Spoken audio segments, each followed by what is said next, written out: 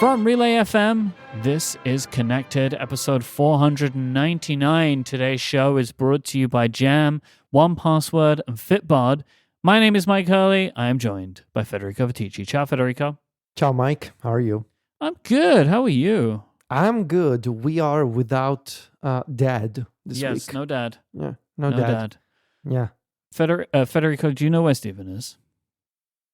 No, actually, okay. I don't. That's I okay. don't remember. He's in Memphis, but there's a big thing going on for St. Jude right now. They're bringing in creators, and so Steven's there, Kathy's there, Casey and Jason are there too. So they brought some people in. It's kind of like a creator summit, they call it, for fundraisers. Steven texted me today to tell me there's a lot of gamers here. A lot of gamers? Yeah, it's mostly gamers. It's gamers. Right. And then a few tech podcasters. I think that's the, and then some people from the community are there too. So people from the Discord who raised money, like did some of the fundraising stuff. They're there. So it's basically you've got gamers, Relay Discord members, and a couple of Relay podcast hosts. Loads of gamers. Shout out to the gamers. They're gonna rise up. Yes, you know, as always, gamers rise up. We have some follow up. Okay. First off, I would just like to give a shout out to new listener Diggy, who wrote in Discord and said, I listened to Connected for the first time ever this week and was mostly entertained but lost. It's a win for me, and I'll keep listening. Okay. Well, thank you, Diggy, for sticking with us. You know, sticking with us and listening to the show. I understand that there's a lot of, like, at this point, inside jokes and things and references that maybe could maybe somebody should prepare like a compendium a readme for the podcast, like a readme, like a little connected encyclopedia or something. God, that would be good. That, like, as Emma says in the Discord, the lore. Yeah, there should be someone needs to put together a lore document for the show. Because I think either last week or the week before, we were talking about the idea. I think it might have been during Teach Italian, which is taking a break this week because Steven's not here. Because obviously Steven needs Teach Italian more than anyone else. Obviously. We were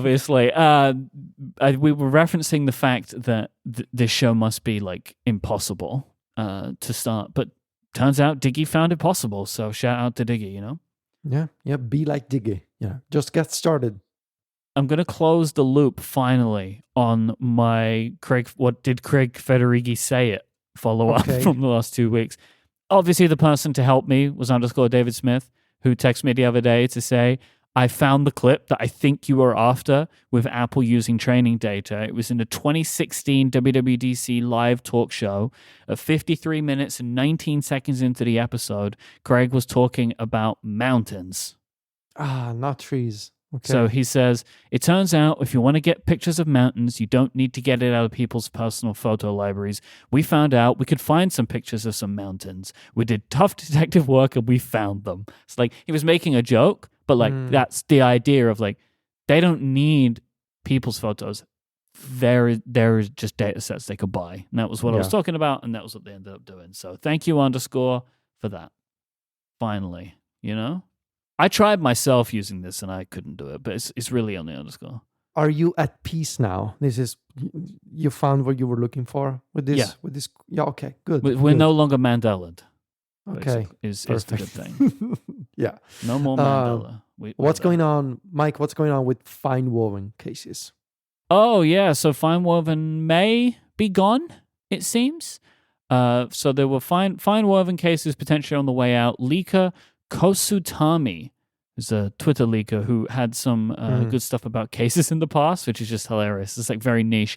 I am a case leaker.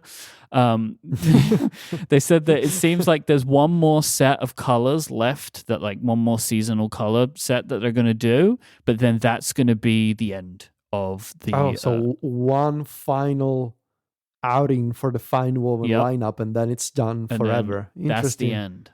That's the end. I guess what was left in the in the supply chain. Yep. Just, or maybe Apple would just like, you know what, just paint them pink or something. Do anything. But I guess like they got this one, they're working on it. But yeah, it seems like they're going to do something else. I mean, I saw somebody saying that maybe like Alcantara might be an option because it's another like pseudo leather. I think they need to just give it up and just do all silicone. That's what I think. or just to plastic leather or something. Like it's fine. Yeah, Like but the problem is that though is, and this is, I'm going back to what exactly I was talking about before, so I'm sorry for repeating myself. A lot of the plastic pleathers, they are yeah, they're not good for the environment, and so like at a right, certain point, you right, might as well right. just go back to leather again. Yeah, And like yeah. this is the thing. It's not just about like replacing leather for the sake of replacing leather. They're trying to make a more environmentally friendly case, and a lot of these things out there are not great.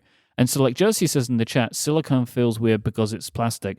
My assumption is that Apple have a process where they're able to use recycled materials for the cases. Otherwise, they wouldn't do them. Like, I think that's kind of where they are Mhm. right now. I think Apple, at a certain point, while they like the money, would prefer to be able to commit to their environmental pledges because that's important for them for one reason or another. Yeah, I guess. Yeah, I have we'll a see. MagSafe stand for you that I saw on The Verge. I was looking at these pictures and I am so tempted. It is just a plastic stand that looks like a Game Boy Advance SP that you can put a MagSafe into and charge your phone on a Game Boy. Oh, this is so nice. So does it actually have a MagSafe puck inside, or do you need to You provide your own. Oh, man. I prefer the providing your own ones because then you get the good MagSafe, you know, rather than, unless they like do the whole thing. My beloved Cube does the speed that I want, you know, my Anchor Cube. But there you go, Federico. I thought that this would fit for you. This is totally my oh, and it's made by Elago, of course. Yeah. Elago make loads of this kind of stuff, right? They make like they made Mac ones and stuff like that. They have like on their website right now. There's like they have like an old Game Boy stand for Apple Watch charging. You can get a case, silicone case for a plug that looks like a Game Boy. Yeah, I used to have the. Was it made by Elago? I think a case for my AirPods Pro that looked like a Nintendo Switch or something. Yeah. At some point I had that. I think it was Elago, but I may be mistaken. They make loads of this kind of stuff. It's a niche little thing to make. I like it. Meta Ray-Bans are getting cooler all the time. Oh yeah, and I just bought a pair. So let's talk about this. Okay. I was hoping this would happen. But I've been literally keeping an eye on this for a while, but there was the issue. So before we talk about the news, just let me contextualize here. Yeah. I think this is a really interesting product because first of all, it's sunglasses and it's Ray-Bans, and I like the look. But also, as I mentioned before, like I'm very intrigued by this idea. Same as I said for the Humane AI pin, like this idea of having a camera that allows me to record stuff, like moments with my dogs at the park, for example, without having to pull out my phone. I'm very intrigued by this category. And also, these are actually pretty decent Bluetooth speakers, it seems like. I've been meaning to purchase them for a while, but the Italian Ray-Ban website is so weird because there's no mention whatsoever of getting a prescription version. There's a link in a support page buried in another page that says just go to a I don't remember, some kind of like optic center with like a specific name. Turns out it's an American company that has retailers like only in America, so like it doesn't apply to Italy at all. And so I started thinking about this. Like I literally thought about this for like the past month. I was like, how am I going to do this? Like I need to use prescription if I want to drive with these glasses. And then I had an idea. So I emailed my friends at Lensology. This is a company based in the UK that provided me in the past for prescription lenses for my X-Real glasses. Remember those months ago? Oh, yes. Yes. I used Lensology, great UK-based company. So I sent them an email yesterday. I was like, hey, so I want to do this. I want to buy this Ray-Ban Meta in Italy. Can I ship this to you? And can you apply prescription sunglass lenses for me and then ship them back to me? And they were like, yeah, totally, we can do this. Just here's our address, just buy the glasses, send them to us, and we'll calculate the total for the lenses that you want, and then we'll ship them back to you. And so, yeah, that's what I'm going to do. I put in an order for the basic model of the Wayfarer Ray-Ban Meta, and as soon as they arrive, I'm going to unbox them, make sure everything's okay, package them up again, send them to Lensology in the UK, and then wait for the glasses to come back with prescription lenses, which apparently I cannot get in Italy in any official way. Right. Did you buy the Ferrari ones? Oh no, I did not. Did you see the Ferrari ones? I saw them this morning. I was Yeah. like, no, I am not gonna do They're that. a limited edition Ferrari. They're blue because Ferrari's doing a whole blue thing right now. Yeah, no, I'm going with I went with the standard black frame What I find model. frustrating, because I was looking at these two today, is like all of the product imagery shows these like semi-translucent ones, which I know you can get, I think maybe in the States, but you can't buy those on the UK website. But the imagery is all over showing the semi-translucent ones, which look really cool. But aren't those like are those the transition lenses? No, they have like the actual body of the Ray-Ban. You can see into it. They're like, oh yeah, the translucent frame. Oh, Yeah. interesting. Yeah, I saw that.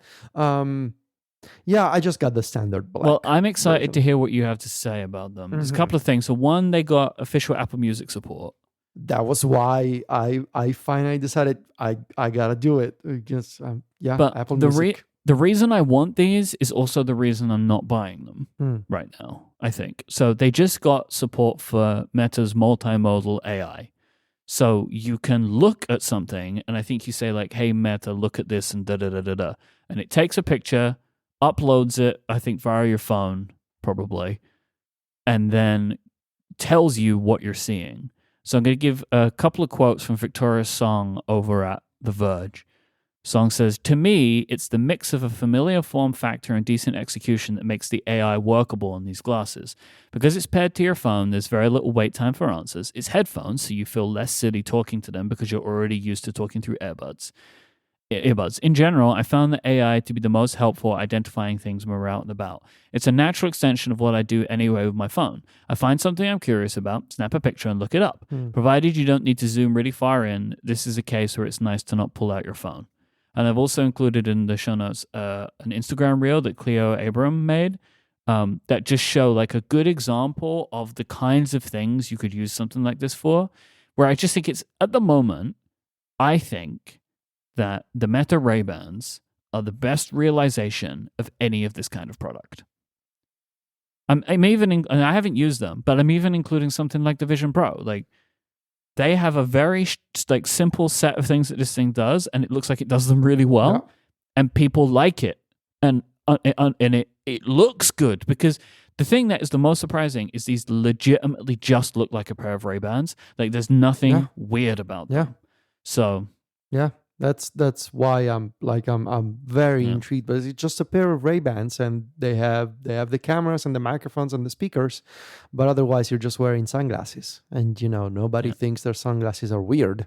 So and like that it seems to be that kind of tech that's like wearable but doesn't make you look like an idiot, and also is mostly stays out of the way. Like I'm gonna use this like as mostly like when I like to take long walks with the dogs at the park, just by myself with the dogs when Sylvia's at work, and I just listen to a podcast or listen to music or call my mom or just to take videos of my dogs. But especially when I have like I'm handling 2 dogs and I need to pull out my phone, like it's inconvenient. And so having basic access to those functionalities via sunglasses, it seems pretty neat. So I'm looking forward to them.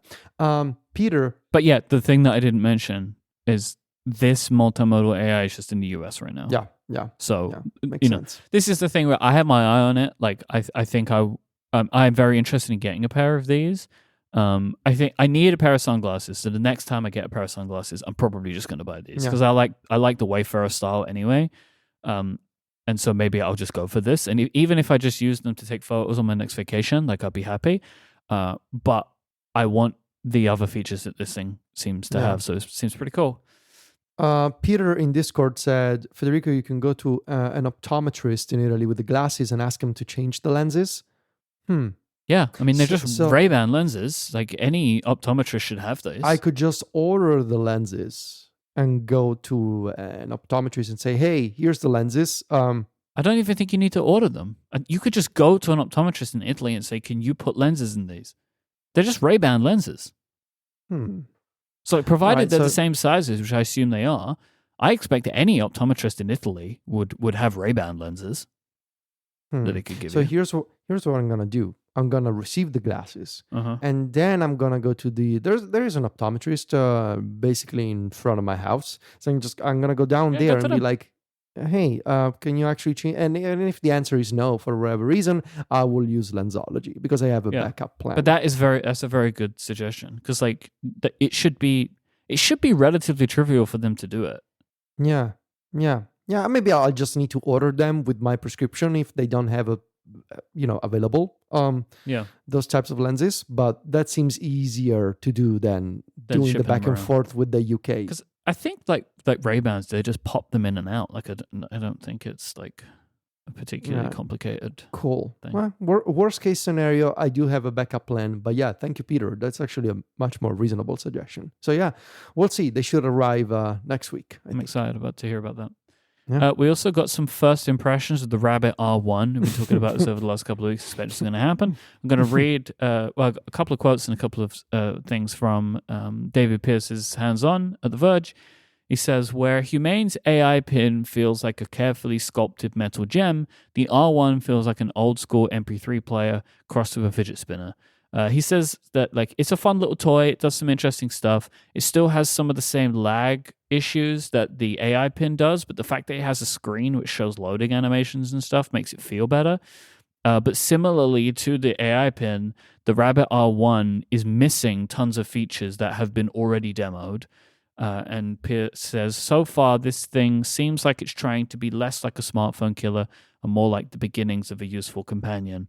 We don't have full reviews yet. I'm expecting the review will not be glowing, but I think when I originally read this, I thought maybe it could at least be better than the AI pin, but then I saw this thing about a virtual machine, which people seem upset about, and I don't understand it. I am sorry, but I cannot take this product seriously if all it's doing with the apps is running them in a virtual machine. So can you explain to me? I don't understand. So the idea would be that you don't actually have the apps running on this device. Mm-hmm. You have a virtualized environment, like say it's running VMware or Parallels or something, and you log into your accounts on that virtual machine. So there's like a Mac Mini or a PC somewhere in the Rabbit cloud, and it's running a virtual machine for an operating system, could be Windows or Mac OS or whatever, and you're logging into those apps, Spotify, Midjourney, I believe.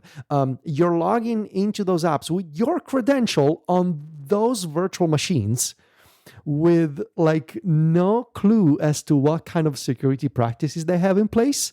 And this to me just smells like amateur hour, and also like a really serious potential security risk. Like you're asking people to log into their accounts with credit cards on file, for example, on a virtual machine somewhere that's then streaming down data to the R1. Like, no, thank you. I am not doing that. No, absolutely not. And there's actually a GitHub repo called Rabbit Scam. I don't know how accurate this is. It seems like interesting. So real-time follow-up. That repo is gone. Is no longer on GitHub. Good. It's all going great. So I actually did check out the repo a few minutes ago. This person reverse engineered the Rabbit R1 code and found that all they were doing was talking to a VM in the cloud, and there wasn't actually no sign of the large action model as the R1 as the Rabbit folks called it. It was basically just running a bunch of what was the name? They were running essentially a bunch of like browser scripts, instead of like actually automating anything. I don't recall the name. It was like a browser scripting technology. Yeah, nothing too fancy, and it was mostly talking to a VM. So, and The Verge, by the way, The Verge also confirms that it's running the apps on a virtual machine. And also David Pierce is concerned about the security approach there. So all right. I expect we'll know more, like when people are actually reviewing it. Maybe they'll ask more questions of Rabbit, but this is where we are right now with it, is it seems like a little bit janky, to say the least. Mm-hmm. This episode is brought to you by Jam. If you're a web developer and you work on a team, you'll know sometimes your teammates send you bug reports with very little context, like maybe just a text description with no screenshot, console logs, or a user ID. I do this, by the way. This is how I report bugs to Steven. I just send him screenshots of things, if that, or like just like, hey, this thing doesn't work. But instead of fixing it, you have to go to the person who made the ticket to hunt down the right information, or go back and forth over weeks in the ticket comments to find out if it was local storage APIs, the response from a network request, cookies at the time zone you're in. And it ends up being really frustrating trying to figure out exactly what went wrong. You may have heard of Jam. It's used by more than 90,000 people because it's a free tool that saves web developers and designers a ton of time and frustration. It ensures that your teammates make the perfect bug report every time. Maybe Steven's going to make me use Jam now. They literally can't do it wrong. It automatically includes a video of the bug, console logs, network requests, all the information you need to debug, like even what was their internet speed. This sounds awesome. It even automatically lists out the steps to reproduce the bug. It's so easy to get your teammates to use it because it's just a Chrome extension. When they see a bug, they just click a button and right away it creates a ticket in your issue tracker. So it saves time for them and it saves you a lot of hopping on calls and meetings to debug it. If you're a web developer and you would rather spend your time writing code than responding to comments in your issue tracker, send your team to jam.dev. That's jam.dev, or you can just click the link in our show notes. Our thanks to Jam for their support of this show and Relay FM. So last week, we were talking about the Phil Schiller said to I think it was to a German antitrust hearing or something like that. I think so, yeah. That people at Apple take no notes. And we didn't believe that was the case.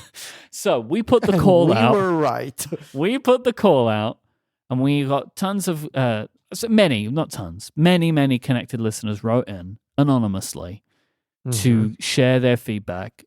And I can personally vouch for two of these. So like some of them were just sent in to us, but some was sent directly to me. And I think maybe Steven got one or two as well. And like, these are people that I can vouch for them. So like, I believe them. So we have eight pieces of follow-up here. So person one says, there's a role at Apple called an engineering project manager who makes sure that the trains run on time for product development.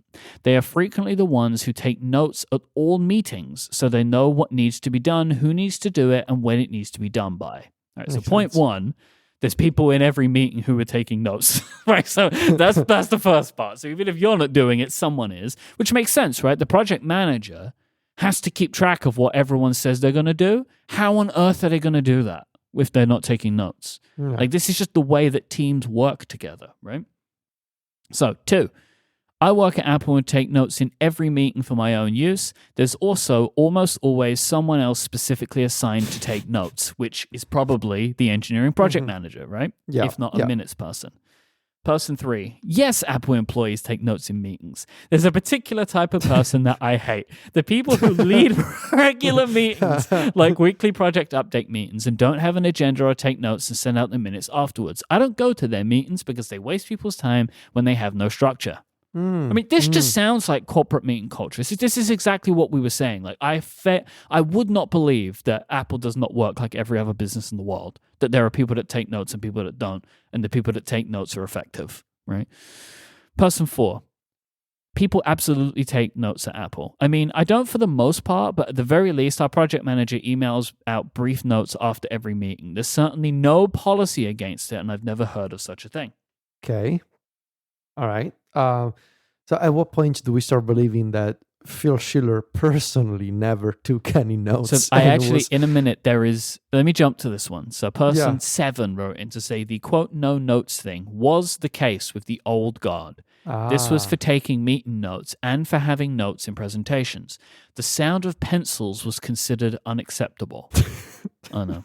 But this is changing. Not only do people take notes in all meetings, usually people even have teleprompters now for their presentations. So, like, this was the Steve Jobs thing, for sure. they have gone from a vibes-based product direction to teleprompters. That's a great improvement. Okay, but look, I think this is exactly the thing that we expected was the case. Was like Steve Jobs had some weird ideas about note taking, and then people who have been there for long enough kind of just got used to the way that he does things. But that doesn't mean that it's good or whatever. It's just not the way that people work now. Yeah. Person 5 said, I've taken notes in basically every single meeting I've ever been in, including ones with the higher ups, and so does everyone else. It's kind of weird if someone isn't. There you go. And I know person 5. This is one of the ones that sent to me, and I know the kind of people that they meet with, and so, like, maybe Phil's not taking his notes, but there are notes taken in meetings with people on his level.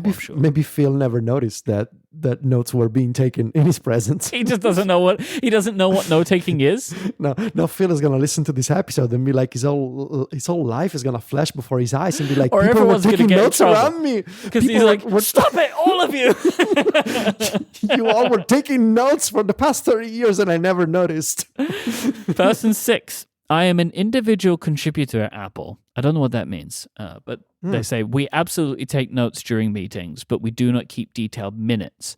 Often the organizer or presenter or someone from their team will jot down all the action items that need to be revisited or key decisions that were made. We don't capture discussion details usually as they're not as useful later. These notes are frequently emailed to meeting participants. Sometimes entire discussions happen only over email. Okay. Zach in the chat says, individual contributor means not a manager. I have never heard of this phrase. This may be something that's popped up in the last 10 years that I've been out of the corporate world. Individual contributor. Isn't everyone? So I guess it just means employee? I guess, but that is a very weird phrase to me. It's common in software development, apparently. It still doesn't help me. Like, I understand, like, this, it's being proven to us that people say this, but I don't know why you would use that phrase. Yeah. All right, so Kyle says it also means a person who does not have any direct reports. Again, an employee. I don't understand. Anyway, never mind. There was already a word in the English language for it. Yeah. And now we're using two words. But again, that's corporate culture though, right? Like creating terms and phrases where there are already terms and phrases, but we have new ones. Hey, here's a hot take for you. Is corporate culture and corporate language actually bad for the environment because of carbon emissions from people's mouths? Possibly. And finally, person 8 says, my experience is most meetings have a shared document, usually Quip or Confluence, in which someone keeps track of what was discussed. Although there are often meetings without any notes taken, such as demo sessions, but individuals are free to take personal notes as they please. So let's. I think we can put it to rest that people do take notes at Apple. Most people seem to take notes at Apple, and it doesn't seem to matter who you're meeting with. Maybe Phil Schiller isn't taking his own personal notes, but there are notes of the meetings that Phil's in. Yeah. Phil, you should have taken some notes, and you should have noticed that people around you were taking. He doesn't notes, know. So. He has no idea. Phil's never taken a note. Doesn't take them. Yeah. and I may, if Phil, if you're listening to this, the Notes app is pretty good. Yeah, you should check it out. You make a good one. You should, yeah. I can't wait to see what you do with it, Phil. This did make me want to ask how we're taking notes right now. I see your notes in the document, so I'm going to come to you second. I think maybe I should start with you. So for me, my note taking right now happens in 3 places. So Apple Notes. Apple Notes is like where I put all my little bits of text, all random stuff, and it's also where I keep links for show to prep and stuff like that. But Apple Notes is the place that I usually go to first, unless it's something to do with Cortex brand where everything goes in Notion, everything. And so because that I just like that, it keeps it nice and sequestered, and I'm able to like link everything together and stuff like that. But then I also take a lot of physical notes, which I use my Sidekick notepad for mostly for my note taking, because I like physical notes like for meetings or for just for like when I'm working at my desk. If I'm on a call with someone, I'll take physical notes. So that's kind of me. How are you taking notes right now? Yeah. I'm going to channel my inner CGP Grey here with you, Myke, and me. Like, what are notes? Why? What is it about my life that people keep saying this at me? You know what I mean? I have multiple people now who just keep saying, what are notes really? Like, I don't understand what's hard to understand. No? No, we're not making this about you right now. Right, okay. Right. Fair enough. No, but really, Makes sense. this is something that I'm struggling with, like for real. So my thing is, I've thought about this for the past few weeks. We touched upon it in the Obsidian episode of App Stories with John. The thing is, I've realized something about myself is that I don't really take notes. What I do is I take notes that become articles. I take notes that become podcast show notes. Mm-hmm. But I've realized that it's been a while. Like, I don't really take notes that stay notes. That's my thing right now. Like, this realization that I've had. But that feels sent. Most of my notes are notes to become a thing. Like, it starts as a note, but will become something else later on. Like, I kind of see notes as a transient place. Like, right, a note right. is either going to become something or I get rid of it. Like, and it don't just stay forever as like this little text. Right. So that's exactly what I tried to explain to John. And that is like a huge change for me over the past 6 months has been my embrace of the inbox in the Things app, my task manager. I guess I'm using that for notes. Like over the past 6 months, it's become a habit for me. Just anything that I find and that I'm like, oh, this looks cool, I want to deal with it later, or oh, this is nice, I need to remember it. Like, it goes into my Things inbox. I have a recurring reminder in Things every 2 days, review my inbox. So every 2 days I go there and I'm like, okay, what did I save? And I'm gonna maybe this like, okay, this is something that I need to buy, I'm gonna buy it right now, or maybe this is something for later, it needs to go into a project. So I guess the inbox is a place for some of those transient notes, but like some people would say, well, no, those are tasks. Those are not notes. Those are tasks that you're then sitting down and following the GTD methodology. You're now processing your inbox. And I'm like, okay, so maybe those are not notes. And therefore I am left with this thought of like, I use Obsidian and I really like using Obsidian. I do have some like long-term notes, usually like thoughts about site redesign or something. But like mostly my Obsidian is just outlines and drafts of things I need to turn into articles eventually. Yeah. That's a note to me. Like, and for me, like a note is a piece of text that something will happen to later on. Either it's, could be like a phone number or like an address that I've just taken down in a note because like I couldn't put it in the place it was supposed to go. Like, it's always kind of like it lives in a place and then it becomes something else or it goes somewhere else. Yeah. Like I take a bunch of notes about a project that I'm working on and then those notes become the project, right? Like, it's just like a temporary spot. Okay, so I guess then I'm using Obsidian and I'm using the Things inbox, especially with my own shortcut, Things box that I shared a few months ago in Club Mac Stories. I'm personally using that one a lot. Like, it's on my home screen. That's what. The inbox. It's a nice place to be. I will just say, Josie, you put this so perfectly. Myke is creator of notebooks. Everyone in Myke's life questions the mere existence of notes. Yeah, maybe that's the sort of vibe you're giving off. Like, you as the creator of notebooks and everybody around you is like, what are notes, Myke? Like, what is it then? I could just destabilize everyone. This episode is brought to you by 1Password. At work or at home, we all know one person who struggles to remember their passwords. Sticky note reminders all over the place. Maybe one of those like weird notebooks where you could write your passwords down and put it in a drawer. Maybe emailing passwords or keeping them in a notes app. Reusing the same password over and over again. You can't know. Data breaches affect everyone, password challenged or not. You need 1Password, and so do they. 1Password combines industry-leading security of award-winning design to bring private, secure, and user-friendly password management to everyone. 1Password makes strong security easy for your people and gives you the visibility you need to take action when you need to. Companies lose hours every day just from employees forgetting and resetting passwords, and a single data breach can cost millions of dollars. 1Password secures every sign-in to save you time and money. Any device, anytime, 1Password lets you switch between iPhone, Android, Mac, and PC with convenient features like autofill for quick sign-ins. All you have to remember is one strong account password that protects everything: your logins, credit cards, secure notes, or the office Wi-Fi password. Protect your global workforce with simple security, easy secret sharing, and actionable insight reports. As I've started to work with more and more people in my teams, I find the team sharing features of 1Password to be absolutely indispensable. Someone will message me on Slack and be like, I don't have the password for the Instagram account or whatever. And instead of me like pasting that password into Slack and then saying, did you get it? And then delete, I was like, no, I open 1Password and I just move it to our shared vault and they've got it. And then it's secure with them, it's secure with me. If there's like two-factor, the two-factor codes are in there too, so I don't need to share that stuff. It's fantastic. If you have work with anybody in your team, you should be using 1Password.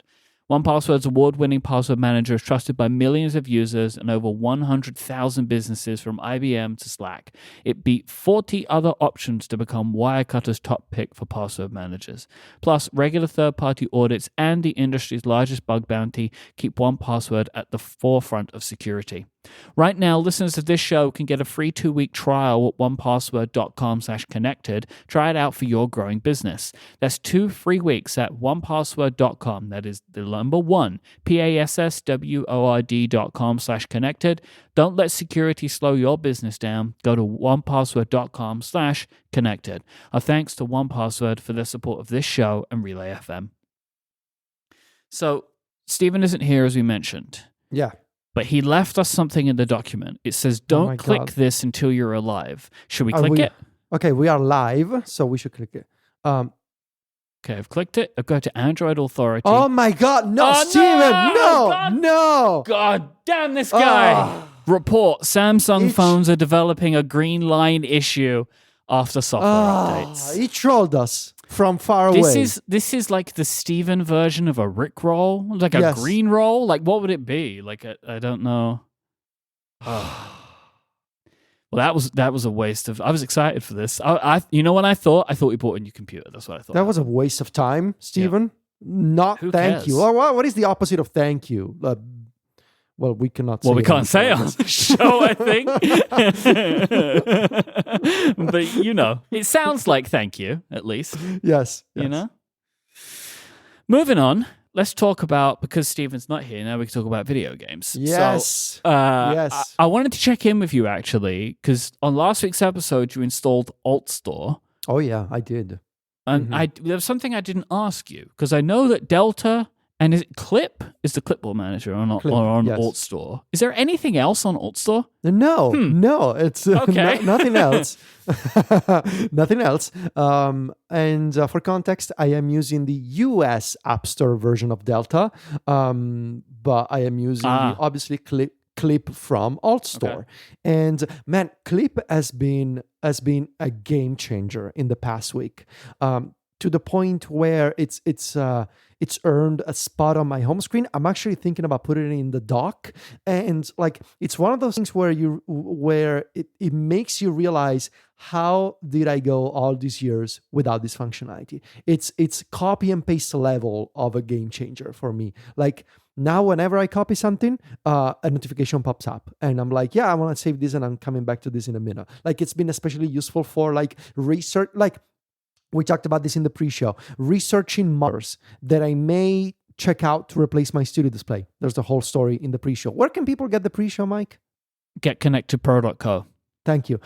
So I was comparing different monitors, and I was copying the model numbers of the monitors I wanted to check out. And before, I would have to copy this model number, but then I also need to copy another one. But first, let me save this in like an iMessage to myself or somewhere in the Notes app. But now, no, I'm just copying the things that I need, confirming the Clip notification, and then I'm going back to Clip and I find all the things that I copied. It's so much easier than before. I do wish that Clip had some all of these, like both Delta and Clip and Altor, they seem pretty bare bones to me. Like Clip doesn't have any shortcuts integration, for example. I would like to have some shortcuts actions for Clip where I can like do things like get the latest, 10 items from my clipboard and merge them together, like that sort of thing. I wish that I could do. Sometimes I get like random Clip pop-ups, like notifications for like your clipboard changed, and it actually didn't. So I think it's a combination of bugs with the Clip app, but also I realized that Universal Clipboard. Oh, that's what was going to be my guess. Universal Clipboard was the So problem. if I copy something on my Mac right now, like I'm copying something, a notification pops up on my phone. But isn't that pretty cool though? In a way, like it's not doing what but that's now like it is a universal clipboard manager. Yes, it's very cool. And I guess maybe the downside is that it may lead to some of these phantom activations for clipboard changes, but it's okay. I will happily live with that trade-off if I can have a clipboard manager on my phone. Can you imagine if it was giving you that like that pop-up? Do you remember it was that like remember when we had that pop-up like that came up on the phones for a while, like with every time you used the clipboard and it would pop up on the top of the screen? Yes. You do. No, but you do get that pop-up. There's a version of it, but it's not as bad as it was. On the Vision Pro. On the Vision Pro, whenever you copy something, there's that pop-up and there's no way to say turn it off, at least in the current version of Vision OS. So, but no other updates from AltStore and no third-party sources yet that I've seen. Okay. Let's talk about Delta. Yeah. So Delta is the emulator. It came out last week's show. I have been putting an immense amount of time into playing Pokemon on my iPhone, which I will tell you right now is one of the greatest things that's ever happened to me. Like, I love it. One of the things that I'm noticing, I've put 16 hours into Pokemon Heart Gold. Which I realize I only played once. Yeah, me too, actually, I think. And like people always say that like Heart Gold is maybe the best game. So I'm having a great time playing through it right now. And it's also been a good test of an upcoming app from friend of the show, Ben McCarthy, called Catch Up. Which is a absolutely beautiful Pokedex app. I'll put a link in the show notes. We're going to have a review on Mac Stories tomorrow. It's excellent utility. If you're a Pokemon fan, Ben did some incredible work to parse the millions of lines of data that, involve hundreds of Pokemon from multiple generations. It's incredible work. It's really amazing. I'm going to put a link in the show notes to Ben's Threads account because I know they'll be posted about it there. But but also look out for the review on Mac Stories. It comes out tomorrow as recorded on the 25th, but I've been testing it out and it is superb. I've used a lot of these apps in the past, like this is the one. And so it's been, it was funny when Ben sent it to me, I was like, oh, it looks really nice. And like I gave them some feedback, but I was like, I don't have a use for it right now. Then I started playing Pokemon. I'm like, let's go, baby. I need to know what's the moves for my red Gyarados, like someone's going to tell me. So I'm having a great time with that. But yeah, I got the Razer Kishi Ultra controller. Ooh, nice. Okay. I am on your side. You mentioned this on Unwind, I think, the idea of having a controller that could hold the iPhone in portrait. I have something for you, Mike. Okay.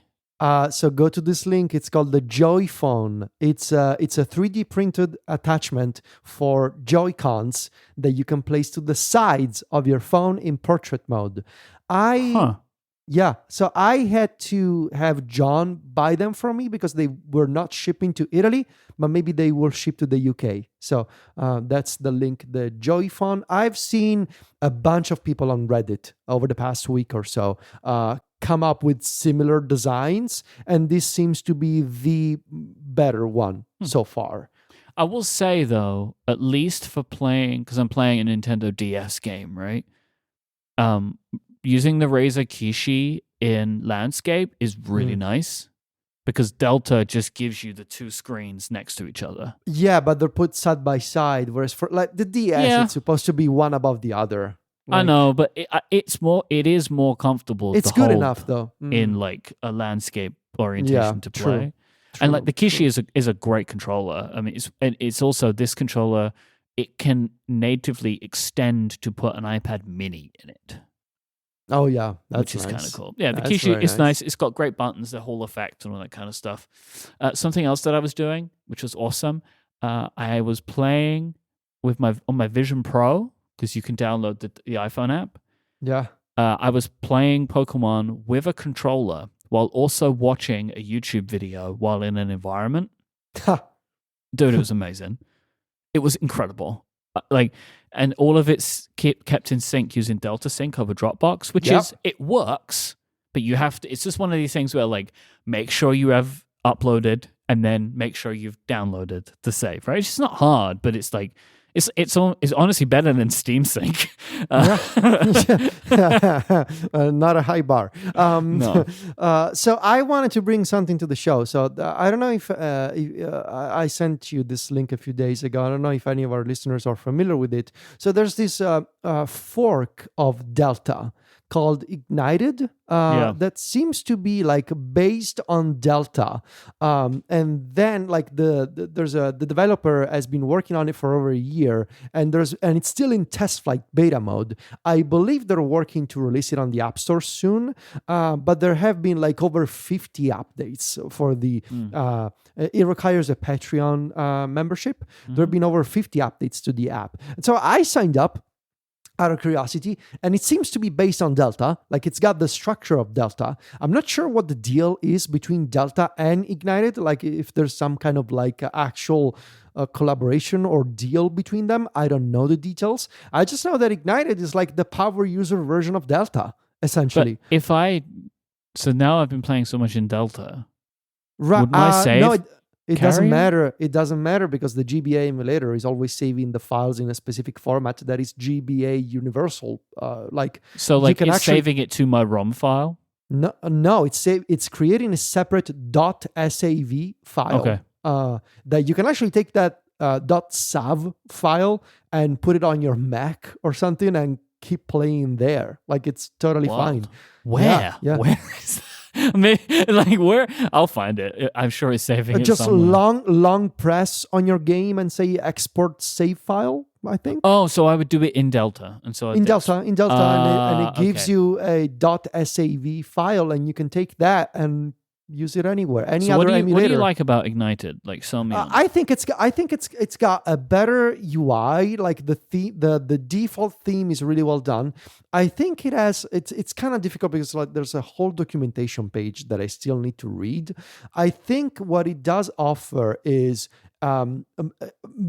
a lot of like quality of life features, like better messages whenever you start playing a game. Like there's an easier way to access the emulator menu. There's like a native screenshot functionality. There's a way to apply themes and controller skins to specific games. Like there's a lot of it's the I don't know how to describe it. Like it's the iCab of Delta. Okay, I get you now. Yep. Okay, and it's frequently updated. I mean, to be fair, Delta has stayed the same for the past few years. And I think Riley considers maybe Delta feature complete, and this is like something based on Delta that continues to add options for gamers. Even if Riley considered that the case, surely that's changing now. Like if you have been like it's still top 3 most downloaded app in the UK here, and I assume it's the same in the US. Like you must have gotten enough feedback by now that there are some features that you thought you might add, right? Like even though you maybe thought you wouldn't otherwise. I hope so. I hope that's the case but yeah, it's cool to see this version of Delta with more power user features and frequent updates. And yeah, I mean, it doesn't really matter. You can just you can take your games and your saves and you can just move between emulators. That's the beauty of emulation. You can do that. I wanted to mention a couple of other things, Mike. Yes. So I am in the process of I think so I'm working on this project to I've been digitizing my GameCube and Nintendo Wii collection. actually scanning my own discs and ripping my own CDs and mini discs from the GameCube. So I'll have more on that soon, because I do want to play some GameCube games. But in terms of Delta and iOS emulation, I actually would like to start with Super Nintendo emulation first, before GBA, because I also want to play Pokemon, right? But first, I think I want to play some Super Nintendo games. And specifically, I've been itching for the past couple of years to replay Chrono Trigger. And so I am waiting for it's called the Open Source Cartridge Reader. This is it looks like a crazy device. It's like a PCB board with a bunch of card readers on top. I got it from this company, Save the Hero Builders. It's made in Japan, and it's a board that allows you to plug in NES, Super Nintendo, Nintendo 64, Game Boy, and Genesis cartridges onto this board, and digitize the contents of the cartridge onto your computer. So I will be scanning my own Super Nintendo games that I still have at my mom's place. But of course, as you can imagine, I am struggling in terms of finding a copy of Chrono Trigger that doesn't cost a kidney. So that will be interesting, because I am really making a point. Like I do feel much more comfortable knowing that in an emulator I am playing my own stuff. Like, I don't know, there's something that makes me feel nice, makes me feel good about it. So I need to find a copy. Unfortunately, I never owned Chrono Trigger when I was a kid, and when I did play Chrono Trigger as a kid in an emulator 20 years ago, I didn't have any ethics, and now I do. I guess, I was younger without any morals. I was like, yeah, piracy, whatever. No, like now I need to find a copy of Chrono Trigger. So I will keep you posted, and I will be playing that in Delta when the time comes. Emulation and all this kind of stuff, it's interesting and weird and odd, but for me, I do feel like if you own the game, it's fine. It's your game. Yeah. I don't subscribe to the idea of like I'm buying a license to play the game. Like I know that that's what they put in the legal documents, and I just don't find that acceptable. If you physically own the object, it's yours. And arguably, I would say if you downloaded a game as a file, like you remember a few years ago when Hideo Kojima released PT, the demo on PlayStation. And then with the whole Konami thing went down and PT was removed from the PlayStation Store. But people hand on to the PT downloaded file. And there's a whole community of people who like re-released PT or like modded PT or recreated the PT demo for public release, on the internet. And I think, I absolutely agree. Like if you purchase something and you either have a physical object or a file in your possession, it's yours. Nobody can take that away from you. Don't believe the licenses. We are not legal professionals. No, but this is just how we feel. It's good life advice. Yes. I am, this is no shade. Like, there are I have some of my favorite games of all time are iPhone games. Like Threes is up there, right? Like it's in one of my greatest games of all time. But you ain't touching Pokemon, man. Like some of these Nintendo handheld games, like they are next level kind of experience. And being able to play those on my iPhone, being able to on my commute home play Pokemon is incredible. It's incredible. And I really wondered what the experience would be like with the touchscreen controls. And it's fine. Like, it's totally fine, The one that bothers me with Pokemon games, because I know myself, is that because you're playing in an emulator, when you're done playing the game, you will not be able to transfer those Pokemon to Pokemon Home. Because I never got into Home. Yeah.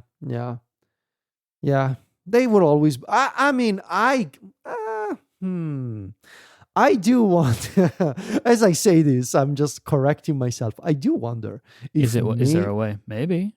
Well, maybe. I mean, technically, you could take the save file and use a GB operator to inject the save into the cartridge.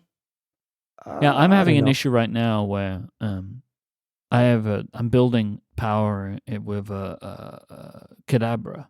Like, I can't do anything. Yeah. I can't, like, there's no way for me to evolve this Pokemon because I can't trade it with anyone. See? Yeah. These emulators, for sure, Ignited does. They do support local multiplayer. So technically, you get another iPhone and have Adina play Soul Silver. And do you think that would be possible? Hold on. I think so. For sure, Ignited, it does support local multiplayer. Because I think I saw it in the documentation. But like I haven't tried it, but my thought it does is just have like local multiplayer. Yeah, but I just can't imagine that the Pokemon game knows what's going on. That's kind of how I feel. I think it does. I think if the system is just giving it what it thinks it needs. I look into this for you, but I think know. I have seen people on Reddit mention that they were able to get it to work using Ignited and local multiplayer. That would be crazy. If you know that, I would love to know that. Yeah, I'll check out Ignited. I signed up for the I've signed up for the Delta Patreon. Just like I want to give these guys some money, like because I'm just having such a great time with this emulator. It's fantastic. I'm loving it. Yeah, and another one that people should keep an eye on that's coming out, I hope soon, it's PSPPP, the PSP emulator. I use that on Android. It's a really, really, really good PlayStation Portable emulator. There's a whole catalog of PSP games from, again, 20 years ago at this point, I guess.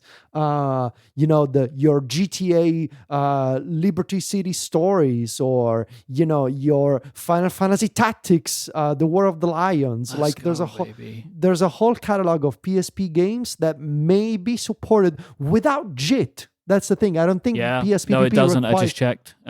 It doesn't, because this is the thing. JIT, or just-in-time compilation, is effectively, we'll just say it's code emulation, like emulating a chip. Like stuff like the GameCube and the Wii use PowerPC processors, so it can't run natively. So they use what's called just-in-time compilation.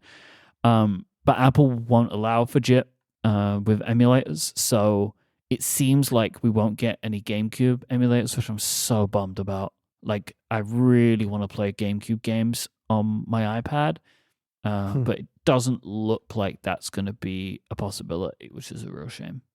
Yeah.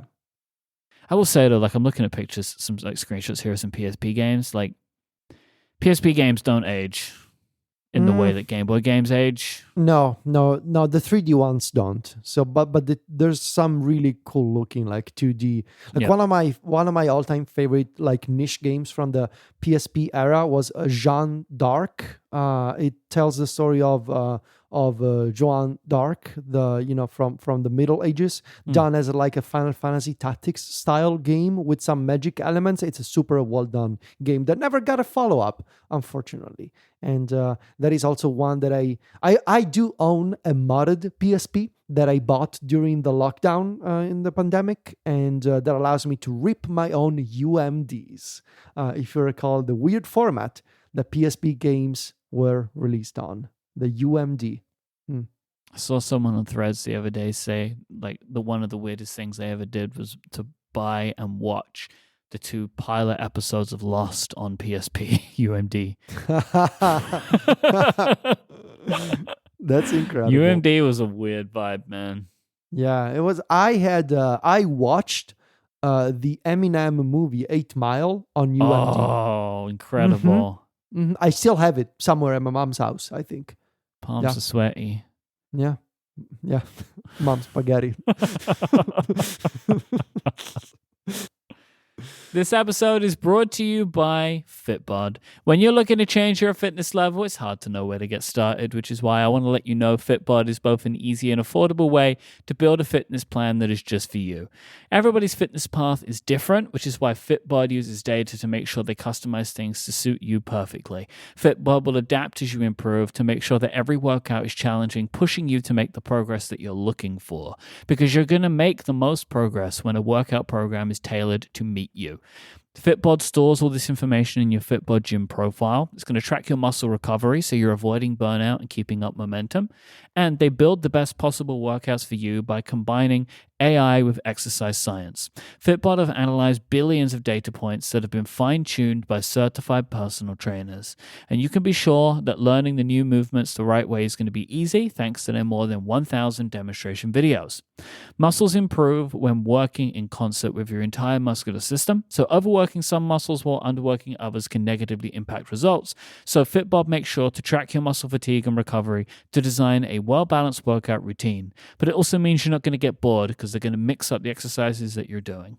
The Fitbod app is really easy to use. You can stay informed with their progress tracking charts, weekly reports, and sharing cards, so you can keep track of your achievements and share them with your friends and family.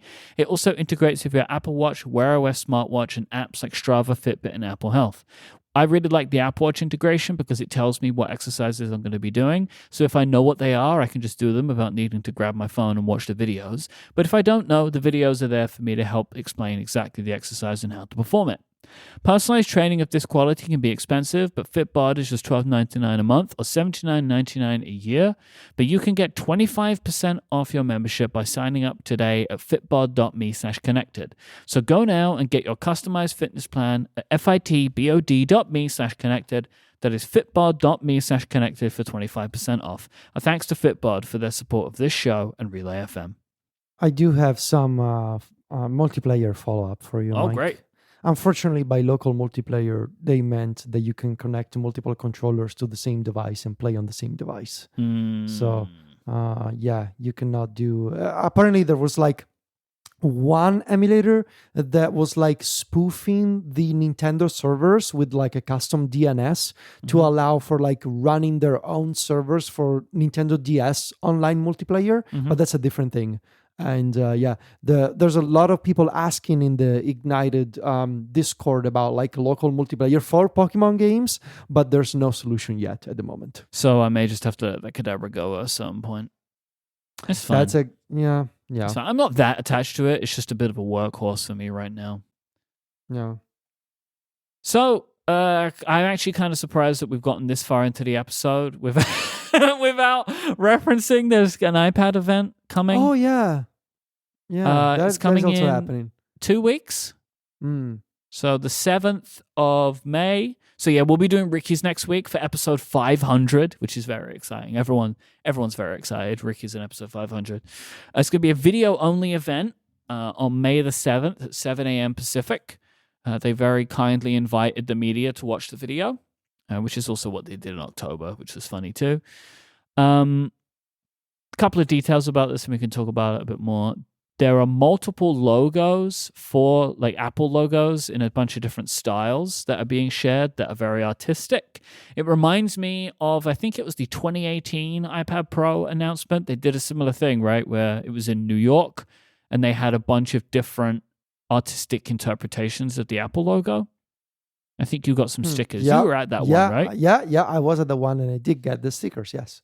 And then also reading from 9 to 5 Mac, Tim Cook shared the artwork for the event with the caption, quote, "Pencil us in for May 7th. The executive also added a pencil emoji to the post. And there's a lot of pencil involved in the artwork itself. So, I mean, we knew it was iPads. They're leaning maybe heavier than I expected on the Apple Pencil. I don't know what to read into that, if much. Like, I figured there'd be a new one, but like, is it going to be the star? Probably not, right? But they're doing it anyway. So, yeah, it's coming. I'm excited about it. I've been really anticipating this. I've definitely gotten to the point where I'm imagining what a bigger iPad could fit in my life. You know what I mean? Like I'm doing that thing where I'm like, oh, if only I had a bigger iPad in this moment, because I'm thinking I'm going to get one. Provided that there is a smaller OLED, which I'm assuming there will be, but I feel like they fool me once, kind of thing with Apple, assuming they're going to update the smaller one with the screen technology I want. Yeah, I think I'm pretty set at the moment with getting the 11-inch OLED. I've been really liking my time with the 11-inch iPad Pro, and I don't imagine going back to a big one at this point. You're going to get your OLED upgrade for your Mac. I'm going to get an OLED Mac years before. Before, if ever before. Yeah. How are you feeling about the event, though? Like, are you are you expecting an interesting one, or like, the last event we had was the October event for Max, and people were like, "Oh man, snooze fest," because we kind of knew everything, and the products themselves were revisions. Are you expecting this to be an exciting event in any way? I think it's going to be more exciting than the Mac one, but obviously not as exciting as an iPhone event. I mean, obviously, or like when they used to do the spring events, I think it's going to be better. Like that Mac event, I mean, let's face it, it was kind of boring, like it was a bit of a nothing. Yeah, it thing. Was, I mean, it was just like a bunch of revisions, right? It was fine. It was like, okay. But at least this one, it's at least one new product, right? With the bigger iPad Air. And also, we're expecting it like some significant improvements to the iPad line across the board. Right? Yeah, and whenever redesigns of any sort are involved, it makes it interesting. Yeah. And here you're looking at an iPad with a new display, possibly a new chassis, so a redesign of the iPad itself, a redesign of the pencil. That, do you really think I can't imagine how different they're going to make it look. The slightly thinner bezels and camera on the landscape side. Like that's enough, and thinner, right? So it's going to be thinner. I forgot about the thinner. So that's exciting. Then you're going to have the redesigned pencil, possibly like new features, maybe a button, maybe a gesture, who knows? But also the redesigned Magic Keyboard. So like those changes, because are new, and so far they haven't leaked. Like you haven't seen a mock-up of the, you haven't seen a leak of the Magic Keyboard. Like that's interesting. And so that I think will be for sure a nicer event than the Halloween themed Mac one, which in hindsight, they probably did the Halloween theme thing because there was the rest was pretty boring. And at the very least, they jazzed it up visually. They jazzed it up. They had a hook for you. So they're like, oh, nice, Apple is doing Halloween.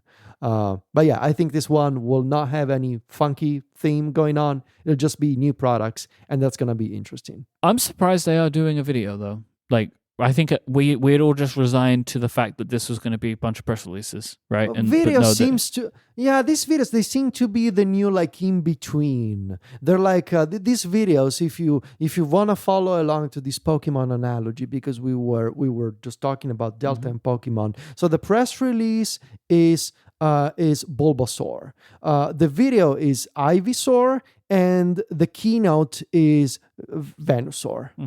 Right? So that's and so the videos are like that in between, for like, it's better than a press release, but it's not a keynote. I mean, I like it. I like spicing things up with this announcement, for sure. I appreciate that you picked the best Gen 1 starter, by the way. Oh, of course. We're Bulbasaur bros for life. Bulbasaur is the absolute best Gen 1 starter, and people who were like 30 years were like, oh, I want to have Charizard. Like those are you don't want to be friends with those kids. Good luck with the first two gyms. You know what I mean? Yeah. Good luck. And also like, so there's like I'm just imagining the chart of people. Like Bulbasaur was the right choice. Having Charizard at the end was like the boring, like, oh, I want to be overpowered kind of choice. But good luck with the first gyms. But I do also appreciate the chaos of people who wanted to have Squirtle and Blastoise. Yes. So those people I appreciate. Yeah, I feel like Squirtle is a refined choice because like Bulbasaur is the right choice for playing the game. Like that is the correct choice for playing the game. Charizard is the flashy one. If you decided like, no, I want Squirtle, like I wanna have a tough time to start the game out, and and then I want the okay final evolution. Yeah. I respect the Squirtle choice. And let's not forget that you got Wartortle in the middle. So there's like, real rough. Yeah, rough. The middle evolutions, feel bad for them. Like I feel bad for the middle evolutions. They don't get the love, Yeah. But yeah, iPads. Okay, yeah. Yeah, I mean, I'm pretty excited about it. I'm intrigued to see what they're gonna do. It's weird to have a middle of May product release because you're so close to WWDC now, you know. Although that is, you know, I'm expecting WWDC to be pretty busy this year. Like they should have a lot of stuff to talk about, and also these iPads don't make much of a thing. But this really, we feel like should have been in March, right? Like this should have happened months ago. Yes. But yeah, the mid-May product announcement and product release is going to be, I mean, look, in what is usually a quiet time, thankful for that, right? Yes, exactly. Yes, I agree. I want to finish out today by marking an important time, which is 15 years of Mac Stories. You celebrated a couple of days ago, April 20th. Blaze it. Yeah. Blaze it. I forget that it's Blaze It Day. Yeah. Congratulations, 15 Thank years you. is pretty massive. Thank you. And I just kind of wanted to get a sense for you for like celebrating. Like it doesn't really feel like you did anything. Yeah, no. So we did it when we celebrated 10 years. We had a whole 10 years of Mac Stories, retrospectives from previous writers. And it was fun. We did it 5 years ago, and of course, you know, the whole pandemic thing happened, and it's kind of weird to think about that it was 5 years ago. But the thing about me is I don't like to talk about like myself or like our accomplishments too much, because like, yeah, okay, I get it. We're celebrating ourselves. But we did it 5 years ago, and over the past few months, over the past year actually, because of all the thing, we've been working on this side project for a long time, and we've been working on a redesign for Mac Stories for an even longer time, and that project took even though nothing about it is public, behind the scenes it took a few turns over the years. And so I was like, 15 years, over the past couple of years, we've been working behind the scenes on new stuff that it's still not ready.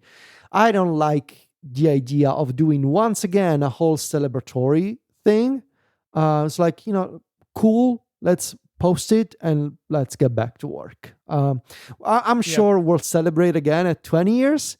But I also feel like I posted it on Mastodon and I got so many nice messages from people. It's so heartwarming to see, to hear nice stuff from people in terms of like when they started reading Mac Stories, and maybe they became developers because of Mac Stories. Like that, it's so wholesome to see.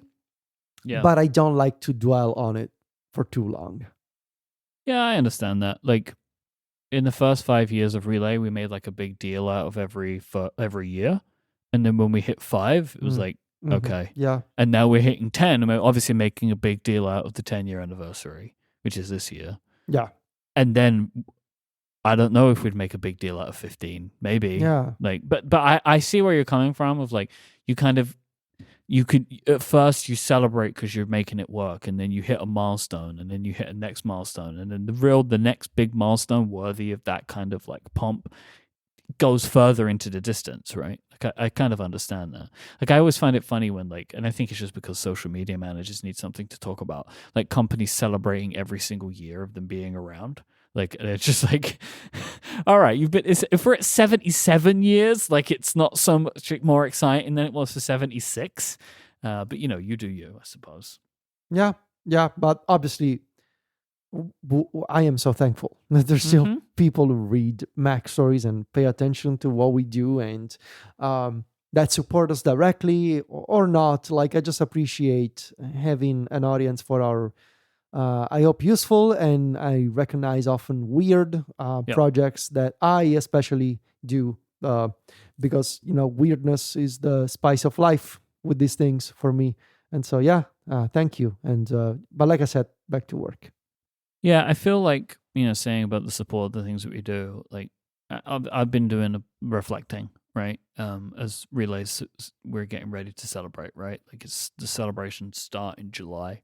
With the live show, which by the way, we do have some tickets available for at the very top section. They're unreserved seats, but if you want to come to our live show in London in July, go to relay.fm/London. There are a small number of tickets still available. We'd love to see you there. Federico's going to be there. We're going to have a great time. I'm very excited. We're finishing a bunch of planning stuff, so if you want to come see us and to help celebrate our 10th anniversary of us, you can come see us in London in July. I bumped into a listener in the street yesterday who told me he was coming to the show. Nice. So that was pretty cool. Something that I've come to realize, and I was thinking about this for you with 15 years, and I was thinking about for us, we're the end. We're the end of what? Of the thing that we do. Oh. Like I think about this especially like for the types of podcasts that we make. People don't really do this now. They do other things. Or they don't do blogs anymore. People don't write blogs anymore. People don't do like conversational tech podcasts anymore in the way that we do them, I feel like. Or at least it's what I say is these things appear less than when we start. When we were starting, everyone was like, every week there was a new blog or podcast appearing on the scene. Yeah. And I feel like now people are focusing their time on YouTube, or they're focusing their time on TikTok or Instagram. Yeah. Like if you want to be a new creator today, you're focusing on the social platforms, the algorithm-led platforms, because of course, like why would you not do that? But it's kind of making me realize that we're kind of, I think, at the end or the tail end of the type of content that we make. And it's just because we were there at just that right moment before it shifted. And that's just been like a strange thing to think about. Are we an extinct species? Not yet. Because this is the thing. I know that these things pop up. I see people starting new stuff all the time. But it is like, unless you were there, like if you were there 10, 15 years ago, the scene was very different. Like, oh man, those were the times. Yeah. I feel so old saying that. but it was like those days, like 2008 to 2012-ish. The days of Twitter when clients. the social networks were so small that you could actually meet people really easily. Yeah, you know? Yeah. It's and it's like even and I look back on this, like sometimes I check out like old Mac Stories articles. The overall vibe was different. Like talking to developers, how developers approached the press, how I don't know, just the way we worked was different. And so I on one hand I do miss those days. Well, you're always nostalgic. I mean, I think there are so many ways in which it is better now than it was then. Like that, you know, if you were offered to go back, you wouldn't. But like that's just nostalgia for you, you know. Yeah, but I'm not gonna be like one of, and I hope this is this kind of vibe that maybe transpires from Mac Stories and what I do on the shows in general. I am nostalgic because I believe it's genetically, you know, it's intrinsic to the human species to be nostalgic. But I prefer my job now. Like 100%. Oh my God. Look, 10 years ago, I was depressed as hell, right? Because I couldn't do what I wanted to do. You know? Yeah. It's like what I wanted to do 15 years ago or 10 years ago, I am doing now. And so I think, you know, maybe it's something that we should say more often, that like this is what we wanted to do and we get to do it now. And so, yeah, I am nostalgic. No, I don't think iOS 6 was better than what we have today. No. And yes, I prefer what I do now and how I do it now. Not just because hopefully I'm a better writer and hopefully that I have less of an Italian accent, but just because like the overall structure and the tech that we have, the technology that we have is better now. It's more powerful and easier to use and more people have access to it. And that's awesome. But yeah, I'm definitely getting into my thankful feeling more and more as the year goes on. And like this idea that you in your thankful era, Myke? I think this is my thankful era. I think I'm in it. And like really like thinking about the fact that I do feel this way, that we were just at the right time before the types of things that we wanted to do became harder to break through, or it was just different. And I'm just very thankful that we got to where we did at the time that we got there. Because we did start at the same time. Like, I started podcasting 15 years ago, like 14 years ago, right? But like, I just was all over the place. Like, it was this funny thing. Like, I feel like there's creators that I follow that I'm not friends with. It's like, seems like something was happening in 2010, like that a lot of people were starting to do this kind of stuff, like around that time. Yeah. And I'm just so thankful that we were where we were when we were, and that our audience found us and they stick with us. Because I really do believe that the majority of the audiences we have, and we've been talking about it a bit on this show recently, like, there are people that have stuck around. Like, we have a stickiness, I think, to our shows and to our blogs, and people, they enjoy our work and they continue to support us. And it's like, it's such a great feeling where I don't need to care about an algorithm at all. I don't care about algorithms at all. Thank you for saying that. Like, sometimes I get in conversations with people, and when I talk about like what I do, and it's like, hey, what's your job like? And they start saying, so how do you optimize for the algorithm? And I just stare at them and we don't like, need to. I don't. Yep. And they look at me like I'm some kind of lunatic or something. Yep. And I'm like, no, really, the model is different. I don't need to chase that. And yeah, thank you for mentioning that. It's an important point, because otherwise I just feel like I would be depressed and constantly stressed and anxious about. And it works for some people, and more power to you. Can find massive success, right? Yes. Because, like, with the stuff that we do with Cortex, like, I see more of these kinds of effects, right? So, like, we put the show on YouTube, and sometimes the episodes explode. But, like, for me, none of that's all additive. Like, I don't care about that. I care about, like, what are the audio numbers, right? Because they're the, like, people that have chosen to listen to the podcast, right? So, like, that's the thing I focus on most. And we have, like, a baseline number that we hit on YouTube, but it goes up and down and up and down. And then also with our Instagram account recently, we had, like, a video that went viral, and it's like, it's interesting to me to see it, but, like, I don't feel like the algorithm dictates what I do, because I have these other outlets to be able to talk about things, and like to share stuff. And like, we have the podcast to be able to talk about the things that we're doing. And that's where it actually matters to me. And all this other stuff is just gravy. But if I had to imagine that, like, my entire audience, even the people that had chosen to subscribe, it was dictated by an algorithm, I would hate that so much. Like, our podcast listeners, they choose to subscribe to our podcast, and then they listen to the podcast because it's in their queue. The thought that, like, and something for this was just so awesome for me, was there's been this big hubbub in the wider podcast community about Apple making a change to Apple Podcasts where it stopped downloading every episode if you weren't listening. And, like, the wider podcast community was like, oh, they're stealing our listeners. Like, it didn't do anything to us. Because the people that subscribe to our shows actually listen to the shows because they want them.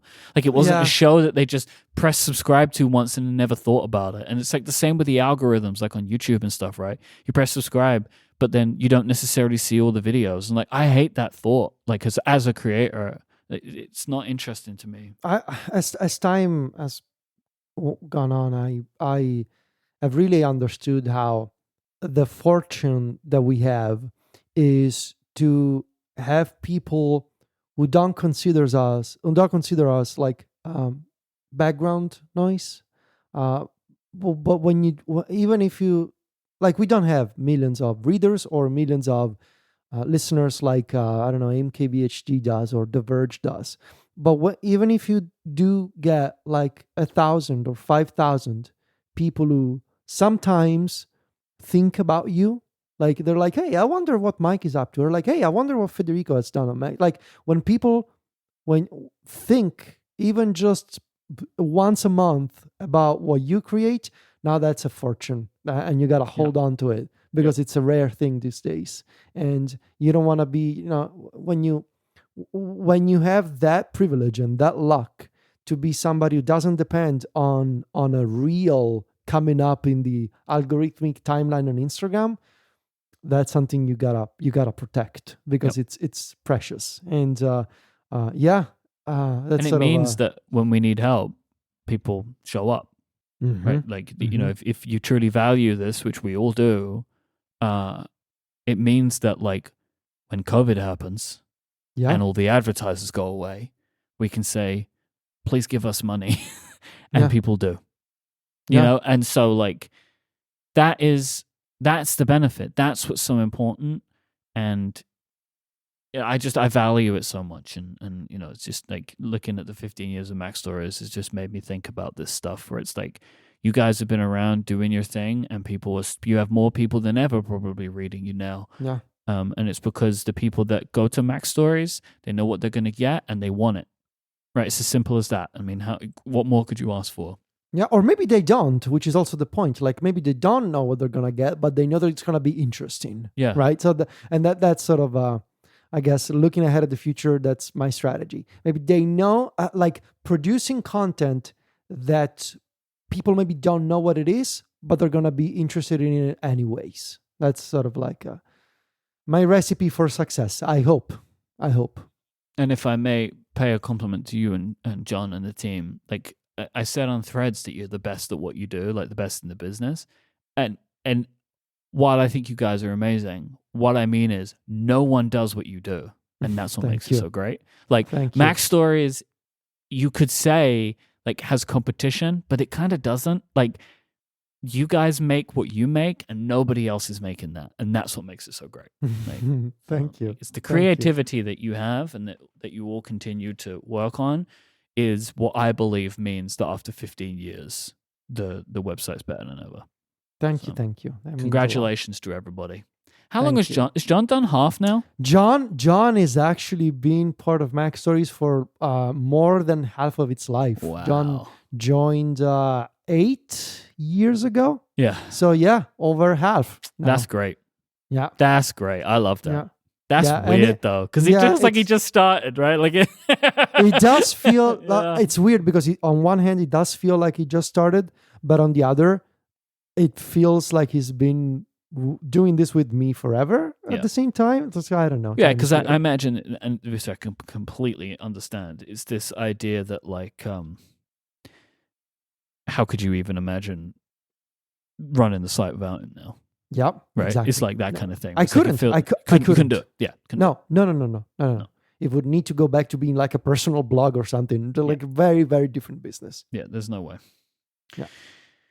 Thank you so much for listening to this week's episode of Connected. If you want to find us online, there's a bunch of places you can do that. Find Federico. He is at Viticci, Viticci. I'm dropping the Mastodon servers now, by the way. I don't say them anymore. I figure people can just work it out because there's threads too, right? I am at iMyke, IMYKE. Stephen is at ISMH, although this is the problem because Stephen's a flip-flopper. On threads, he's ISMH86. I guess that's why we still have the two different ones in the show notes at the bottom for this show, which Stephen usually does. Because if you go to @ISMH, it's not him, it's somebody else. So ISMH86 on threads. He's got to do something about that at some point, right? I hope so. I don't know. Go to 512pixels.net, go to macstories.net. That's the place to be. Go celebrate. You can go check out my products at cortexbrand.com. If you want longer ad-free versions of this show each and every week, go to getconnectedpro.co and you can sign up and we'll appreciate you. And we'll be back next week for episode 500. See, we're in our gratitude era, man. It's happening. And it's also going to be a Ricky's where we'll be making predictions for the iPad. I'm not ready yet, but I got another couple of weeks I've got another week to think about it. Another week. Yes. I'll work it out. We always do. Thank you so much to our sponsors, Fitbod, 1Password, and Jam. But most of all, thank you for listening. We'll be back next time. Until then, say goodbye, Federico. Arrivederci. Bye-bye.